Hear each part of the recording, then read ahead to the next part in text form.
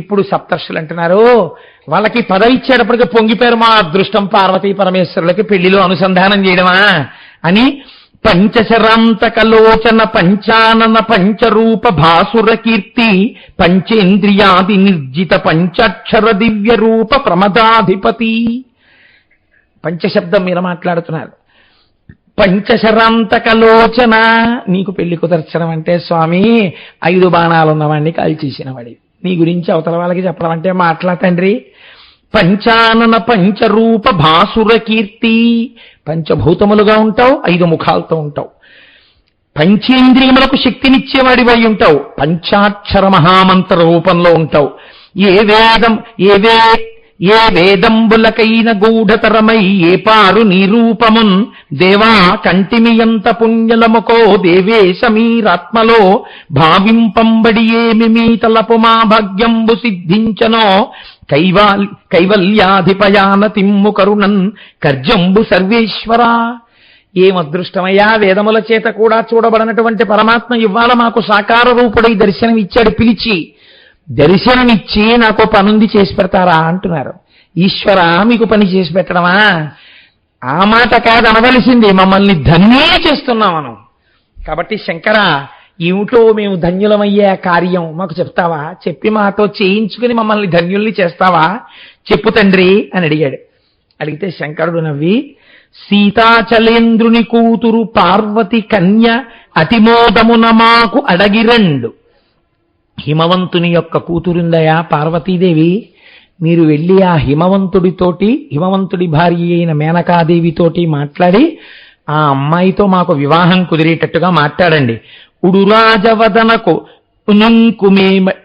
ఉనుంకు వేమడిగిన ఎంతైనమై కొని ఇచ్చిరండు. ఆ అమ్మాయితో మాకు సంబంధం కలిగడం కోసమని ఒకవేళ అవతల వాళ్ళు ఏదైనా ఇలాంటివాడా అలాంటివాడా అంటే నమ్మకం కలిగేటట్టుగా పణం ఏదైనా పెట్టవలసి వస్తే పెట్టిరండి. మదిరాక్షినాతండు మనకిచ్చునట్లుగా పెంపారనుంగ్రంబు పెట్టిరండు. అంత అందమైన పార్వతీదేవిని మనకిచ్చేటట్టుగా బాగా మాట్లాడరండే. పాలకూళ్ళు కుడిచి పాలను మన సొమ్ము చేసిరండను ఓంద చేసిరండు. పాలకూండ్లు కుడిచి, ఇదొక గమ్మత్తైన మాట. మనకి సాధారణంగా ఏంటంటే ఏదో కతికితే అతకదు, అతికితే కతకదు అని తినకండి అంటారు. కానీ శాస్త్రం ఏం చెప్తోందంటే, అసలు నిజంగా పెళ్లివారు సంబంధం నిశ్చయం చేసుకునేటప్పుడు తాంబూలాలు ఉచ్చుకున్నప్పుడు పాలన్నం తినాలి అని. ఎవరింట్లో ఆతిథ్యం తీసుకుంటే అంటే కొంతమందికి నిశ్చితార్థంలో మగపెళ్లి వారింటికి ఆడపెళ్లి వారిల్లి నిశ్చితార్థం చేసుకుంటారు. కొందరు ఆడపెళ్లి వారింటికి మగపెళ్లివారో, మగపెళ్లి వారింటికి ఆడపెళ్లివారో, ఆయా సంప్రదాయములను బట్టి మారుతాయి. ఎవరింటికి ఎవరో అతిథులుగా వెడితే వారింటికి 2వ ఇంటి వారు పాలన్నం పెట్టాలి. కాబట్టి పాలన్నంబు కుడిచిరండు. కాబట్టి పాలు అన్నం తినిరండి. నిశ్చితార్థం మీరు వెళ్ళి మాట్లాడి వచ్చేసేటప్పుడు పాలన్నం తినరండి అని. పాలకూళ్ళు కుడిచి పాలను మన సొమ్ము చేసిరండను వంద చేసిరండు. తప్పకుండా అంగీకరించినట్టుగా చేసిరండి. ఇది యమాకు మెచ్చు నెల్ల భంగుల సైన దీని చేయవలయుతెరగు మెరసి. ఇది నాకు చాలా ఇష్టమైన పని, ఇది మాత్రం జాగ్రత్తగా చేసుకురావాలి సుమా. కదిలిపోవనిది ఎకడు మంచి లగ్నం బుభూధరేంద్రపురికి పోయి రెండు. ఇంకా మళ్ళీ ఎప్పుడు వెళ్ళాలి? పంచాంగాలు ఏం చూడక్కర్లా, నేను చెప్తున్నా. నేను చెప్పిందే మంచి ముహూర్తం, బయలుదేరండి. చక్కగా ఇక్కడి నుంచే హిమవంతుడి దగ్గరికి వెళ్ళండి అంటే, అయ్యో ఎంత సంతోషం స్వామి, తప్పకుండా అని 7 ఋషులు బయలుదేరుతున్నారు.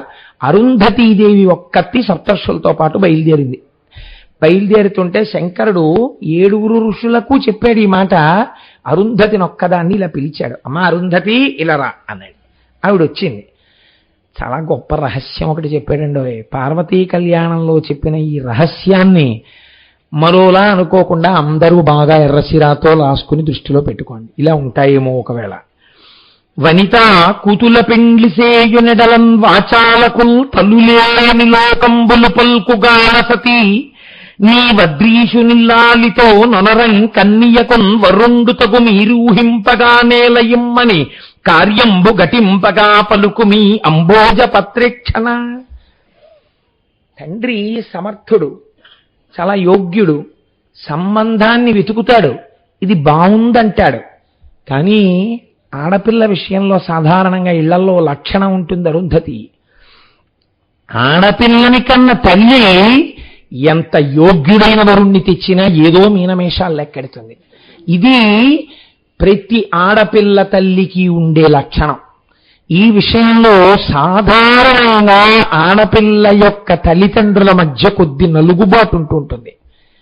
కాబట్టి ఆడదాని మనసు ఆడదానికి తెలుసు కాబట్టి ఋషుల దగ్గర చెప్పకపోవచ్చు. ఒకవేళ నువ్వు స్వతంత్రంగా లోపలికి వెళ్ళి ఆ హిమవంతుడి భార్య అయిన మేనకాదేవితో మాట్లాడుతూ, నేను అన్ని విధాలా ఆవిడికి తగిన వాణ్ణే పార్వతీదేవికని నచ్చ చెప్పే, దీని వెనక ఎంత రహస్యం ఉందో మీరు విందాలని. తర్వాత ఆయనే అమాయకుడు కాడు, ఉత్తినే చెప్పలేదు ఈ మాట. అంటే అరుంధతీదేవి ఆశ్చర్యపోయేటి ఇలాంటి మాట చెప్పారు స్వామిని. తప్పకుండా అలాగే చెప్తాను తండ్రి, లోపలికి తీసుకెళ్లి మేనకతో మాట్లాడతాను. ఇప్పుడు ఆ హిమవంతుడి యొక్క పట్టణమైన హిమాచలము మీదికి ఈ సప్తర్షులు అరుంధతి చేరుకున్నారు. వాళ్ళు అనుకుంటున్నారు అక్కడికి వెళ్ళి, వేదంబులాతని వెదకికా నగలే నిగంగాధరుండుతా కరుణ మెరసి మనల నాజ్యుల జగన్మాన్యుల పూజ్యుల ఆత్మలో రప్పించి అర్ధితోడ నగవల్లభుని ఇంటి కరిగియాతడు కన్న కూతురు పార్వతీ కోమలాంగి తనకు కాన ఇడిగి రెండని ప్రీతి బుత్తించుచున్నవాడు ఈ భూధరోత్తముండు ఎంత పుణ్యుడగునో ఇట్లొప్పునే ఈతడు ఎంత ధన్యుడగునో ఎంత భక్తి చేసినాడో తొల్లి శిశువునకు బాపురేయనుచు కీర్తి చేసి రాదిమునులు. ఏమయ్యా, వేదాలు చెప్పలేకపోయాయే ఆ శివుడి గురించి, ఉపనిషత్తులు చెప్పలేకపోయాయే ఆ శివుడి గురించి, తపస్సులలో ఉన్న వాళ్ళు దర్శనం చేయలేకపోయారే ఆ శంకరుణ్ణి. అటువంటి శంకరుడు ఒక పర్వతరాజుకు పుట్టినటువంటి కుమార్తెని పెళ్లి చేసుకుంటాను అని సంకల్పం చేస్తే పెద్ద విశేషమా చేసుకోవడం? కానీ శంకరుడు చూడండి, 7 ఋషుల్ని అరుంధతిని పిల్లనిమ్మని అడగడానికి పంపిస్తున్నాడు. ఏమి భాగ్యం చేసుకున్నాడయా హిమవంతుడు. ఇవాళ కార్యార్థులమై శంకరుడికి పిల్లనిమ్మని అడగడానికి సప్తర్షులు ఆయన ఇంటికి వెళ్ళడమా? అయ్యా, మీ పిల్లని శంకరుడికి ఇమ్మని అడగడమా? ఏం అదృష్టమయ్యా నిజంగా హిమవంతుడిది. ఏమి పుణ్యం చేసుకున్నాడో, ఎంత అదృష్టవంతుడో అనుకుంటున్నారట. ఆ హిమవంతుడు సప్తర్షుల్ని చూశాడు గుమ్మం దగ్గర. వెళ్ళి లోపలికెళ్ళి చెప్పారు. గబగబా బయటికి వచ్చాడు. నన్ను పెదరికంబు చేసి కరుణన్ నా ఇంటికి మీరలిట్లెన్నండేనియుర నివారలు ప్రియంబే పారవేంచేసి నేడున్నారిచ్చట ఎంత పుణ్యుండనుకో యోమౌనులారా మిమున్ కన్నారన్ కనిగొంటి మంటి విలసత్ కళ్యాణ లోలుండనై. ఎంత గొప్ప మాట అండి. మీరు కబురు చేస్తే నేను రావాలి, మీరు నా ఇంటికి రావడమా? ఎంత పెద్దరికం ఇచ్చారండి నాకు. మీరు రామక్కర్లేదు, మీరొక్క కబురు చేస్తే నేను రావాలి, మీరు సప్తర్షులు, ఇది సంపద అని శంకరుడు అన్నమాట. అటువంటి మీరు 7 ఋషులు, అరుంధతీదేవి మా ఇంటికి వచ్చింది అంటే ఇప్పుడు నాకు పెద్దరికం ఇచ్చారు కదూ, మీరే మా ఇంటికి వచ్చారంటే వారింటికి వెళ్ళవచ్చు అని సప్తర్షులు వచ్చారంటే ఆ ఇల్లు ఎటువంటిది అయి ఉండాలి? ఎటువంటి ఇల్లు కాకపోతే ఇక్కడికి వస్తారు. కాబట్టి నాకు పెద్దరికం ఇచ్చారు తండ్రి, నేను ఎంత సంతోషపడిపోతున్నానో. నేను ఏ కార్యం మీద వచ్చారు, నేనేం చెయ్యాలి, ఎంత పుణ్యుండునకో, నేను ఎంత పుణ్యం చేశానో, మీరు మా ఇంటికి వచ్చారు. పెద్దలతో మాట్లాడవలసిన విధానాన్ని హిమవంతుడు ఎంత గొప్పగా చూపిస్తున్నాడో చూడండి.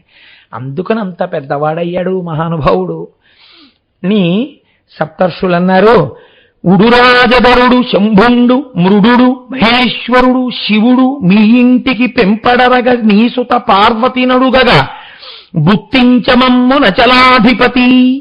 నీ కూతురు పార్వతి ఉంది కదా, పర్వతరాజపుత్రి, ఆమెని తాను వివాహం చేసుకోవాలని శంభుదేవుడు అనుకుంటున్నాడు.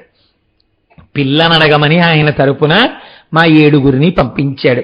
అందుకని వచ్చామయ్యా మాట్లాడడానికి అన్నాడు. అంటే ఆ హిమవంతుడు సప్తర్షులతో అంటున్నాడు, శివుడు మునుల చేత సీతాచలము కూతు నడుగబంపెగనగ అవనిలోన నన్ను పెద్ద చేసి మన్నన సేయంగ తలచెగాకయేను తనకు ఎంత. ఆయన కన్నా పెద్దవాడు లోకంలో ఉండడు కదా. ఇది వినయం అంటారు. తానెంత పెద్దవాడైనా ఇంకోళ్లతో మాట్లాడేటప్పుడు ఆ సంపద తాను జీవితములలో పొందలేడు. అటువంటి సంపద అవతల వారు పొంది ఉన్నారని గుర్తిరిగి మాట్లాడడం, దీన్ని వినయం అని పిలుస్తుంది శాస్త్రం. అంతర్వివేచన చేసుకునే వాళ్ళు తప్ప అలా ప్రవర్తించలేరు.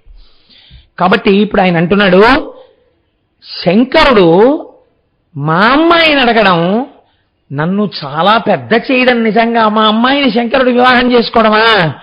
ఆయన ఆజ్ఞాపిస్తే చాలు.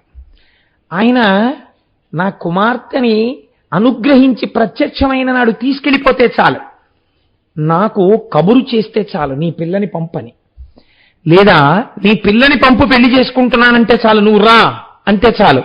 అలా అనకుండా ఎంత మర్యాదతో సప్తర్షుల్ని నాకు పెళ్లివారిగా పంపాడా? ఎంత పెద్దవాణ్ణి చేశాడండి నన్ను శంకరుడు. ఎవ్వరి సమ్ముతలోదరి ఎవ్వరి దాసుండ నేను ఎల్లప్పుడు, మాకెవ్వడు దైవము శంభుడు సర్వేశ్వడు తానే కాదే సకల విధములన్. ఆ తల్లి పార్వతీదేవి ఎవరి సొత్తు? ఆయన సొత్తు. ఆయన సొత్తు నేను ఆయనకి ఇవ్వడమా? కొన్నాళ్ల పాటు మా ఇంట్లో గుత్తకి పెట్టాడంతే నన్ను అనుగ్రహించడానికి. ఆయనదైన సొత్తు ఆయనకే ఇమ్మని నన్ను ప్రార్థించి అడగడం, ఆయన నన్ను పెద్దవాణ్ణి చేయడం నాకు పుణ్యం కట్టపెట్టడం తప్ప. పైగా ఆ శంభుడు నాకు దైవం, నేను ఆయన దాసుణ్ణి, నేను ఆయన కింకరుణ్ణి.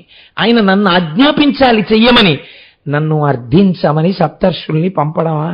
ఎంత గొప్ప విషయం అనుకున్నట్ట. ఈలోగా లోపలికి వార్త వెళ్ళిపోతుంది కదండి. అబ్బో, పోతన గారు ఇంత దర్శనం చేశారో, తప్పక నేను కొంత కుదిస్తున్నాను.